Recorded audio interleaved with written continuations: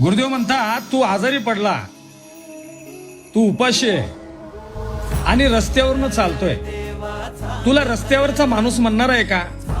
का रे तू आजारी आहेस का, तू उपाशी आहेस का, चल तुला दवाखान्यात नेतो, चल तुला जीव घालतो.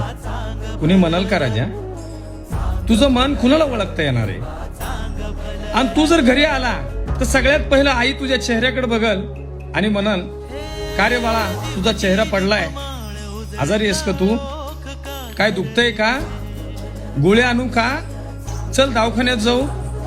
आणि दुसरी बायको डोकं दाबल, पाय चेपल, लेकरं तुझ्या चेहऱ्याकडे बघून म्हणतील, बाबा चला ना हो दवाखान्यात जाऊ, आहे ना.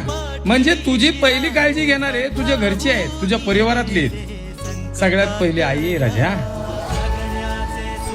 जग आहे ना, आपण जसं बाहेर पडतो ना, प्रत्येक व्यक्तीला प्रत्येकाच्या घरची काळजी असते.